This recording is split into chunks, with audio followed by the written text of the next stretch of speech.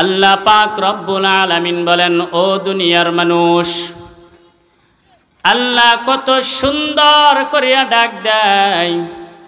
আল্লাহ ইমানদার বলে, বন্ধু বলে ডাক দিয়েছেন, তোমরা ফিরে আসো। কোথায় থেকে ফিরে আসবা? গুনাহ থেকে ফিরে আসো, গুনাহ থেকে। আমরা এখানে যারা আছি সবাই গুনাহগার, কেউ বলতে পারবো না গুনাহ করি নাই। পাহাড় পরিমাণ গুনাহ নিয়ে সমাজে আমরা ঘোরাঘুরি করি, মনের ভিতরে একটু অনুশোচনা আসে না, আমি যে গুনাহগার, এখনই যদি আমার মৃত্যু হয়ে যায়, কিয়ামতের ময়দানে কি নিয়ে দাঁড়াবো? এজন্য ভাইরা আমার, গুনাহ যদি পাহাড় পরিমাণ হয়, আল্লাহর কাছে যদি তওবা করে, আল্লাহ পাহাড় পরিমাণ গুনাহ মাফ করে দিবে। আল্লাহর পয়গম্বর মুসা আলাইহিস সালাম একদিন ডেকে ডেকে বলেন, প্রভু গো, আমাকে একটা জাহান্নামী বান্দা দেখায়া দাও। আমি একটা জাহান্নামী বান্দা দেখতে চাই। কেন সে জাহান্নামে যাবে? আমি দেখার পর আমার উম্মতদেরকে এই কাজ থেকে বিরত রাখব, আমার উম্মত যেন জাহান্নামী না হয়। আল্লাহ রাব্বুল আলামিন ডাক দিয়া বলেন, ও পয়গম্বর, আমি আমার বান্দার গুনাহগুলো ডেকে রেখেছি, প্রকাশ করি নাই। তোমার কাছে কেন বলবো? প্রকাশ করা যাবে না। পয়গম্বর মুসা আলাইহিস সালাম বলেন, আল্লাহ, আমিও প্রকাশ করব না, আমি শুধু জানবো কোন কারণে সে জাহান্নামে যাবে। আল্লাহ রাব্বুল আলামিন বলেন, আগামীকাল সকালবেলায় অমুক জায়গায় যাইবা। সকালবেলায় যার সঙ্গে তোমার সাক্ষাৎ হবে, তুমি মনে করবা ওই মানুষটাই জাহান্নামী। মুসা আলাইহিস সালাম পরের দিন সকালবেলায় রাস্তায় দাঁড়ায় গেল। অনেক সময় অপেক্ষা করার পর তাকায়া দেখে কিছুক্ষণ পরে একজন মানুষ আসছে। মানুষটার সঙ্গে কথা বলল।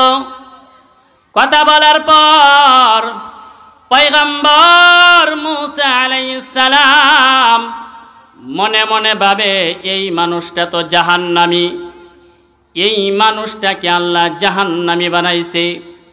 তার কৃতিকর্মের কারণে, তার গুনার কারণে, তার পাপের কারণে সে জাহান্নামী।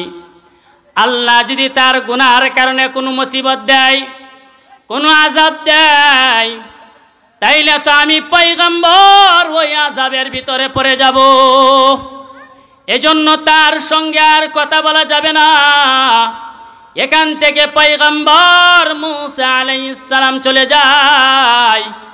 চলে যাওয়ার পর আল্লাহর সঙ্গে কথা বলে, আবার আল্লাহকে ডাক দিয়া বলেন, প্রভু গো, আমাকে তুমি একটা জাহান্নামী বান্দা দেখাইছো, এবার আমি তোমার কাছে দরখাস্ত করি, আমাকে একটা জান্নাতি মানুষ দেখায়া দাও।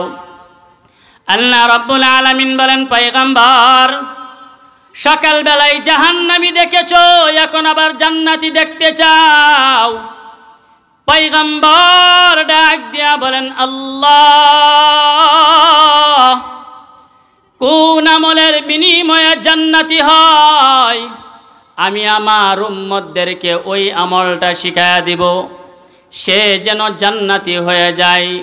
আল্লাহ রাব্বুল আলামিন সঙ্গে সঙ্গে ডাক দেয়া বলেন, পয়গম্বর, সকালবেলায় তুমি যেই জায়গায় দাঁড়ায়াছিলে, ঠিক ওই জায়গায় বিকালবেলায় আবার দাঁড়াইবা।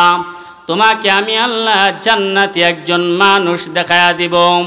সকালবেলা যেই জায়গায় দাঁড়াইছিল, বিকালবেলায় আবার যখন ওই জায়গায় দাঁড়াইছে, কিছুক্ষণ পর তাকায়া দেখে সকালবেলায় যেই মানুষটার সঙ্গে তার সাক্ষাৎ হয়েছিল, বিকালবেলায় আবার ওই মানুষের সঙ্গে তার সাক্ষাৎ হয়ে যায়।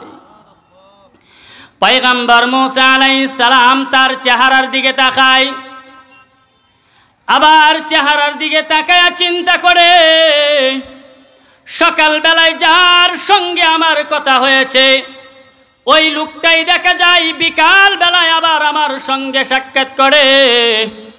আশ্চর্য ঘটনা বুঝতে পারি নাই এই লোকটা কিভাবে জান্নাতি হয়ে গেল। সকাল বেলায় যেই লোকটা জাহান্নামী বিকাল বেলায় সূর্য অস্ত যাওয়ার আগেই সে জান্নাতি হয়ে যায়। পয়গম্বর মুসা আলাইহিস সালাম বুঝতে পারে নাই। এই চিন্তা ভাবনা করে ওইখান থেকে চলে যায়।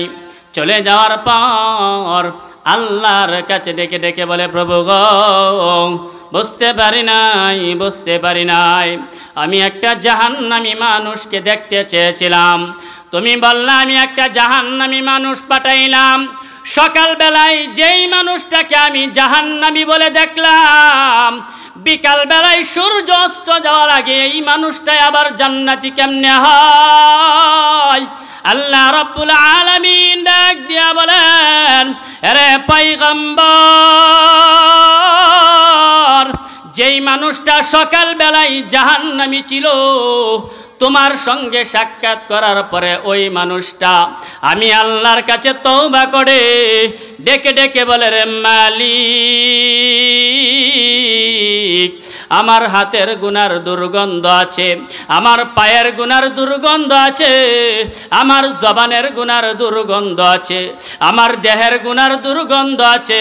আল্লাহ আমি জানি আমার গুনায় ভরপুর, তোমার রহমত ছাড়া আমার আর কোনো উপায় নাই।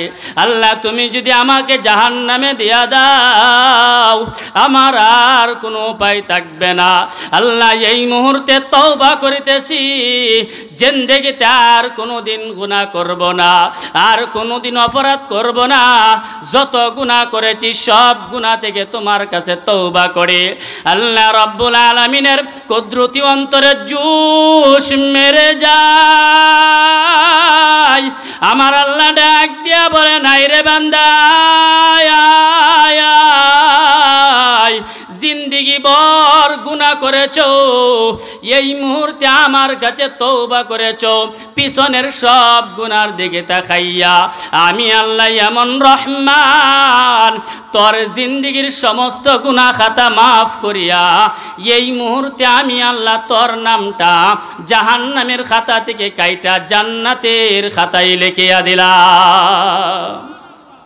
এজন্য মুসলমান ভাইরা আমার, আমরা এখানে যারা আসছি সবাই গুনাহগার, সবাই গুনাহ করি।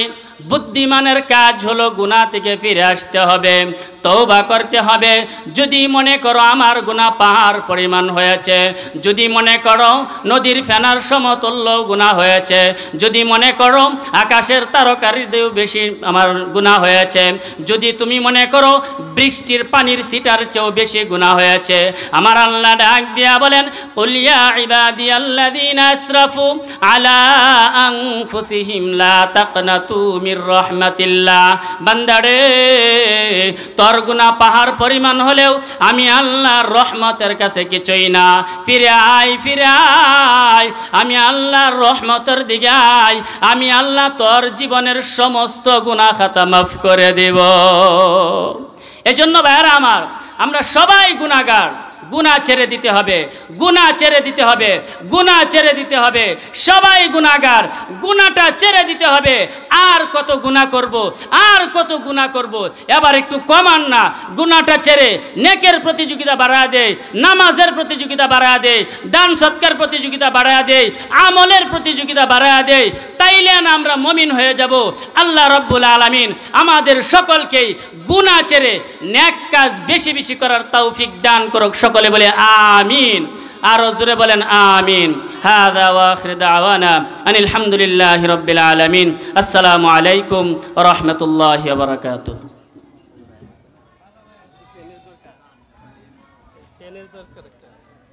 এই নাম কোন লাগতো না, আলহামদুলিল্লাহ নাম কোন লাগে।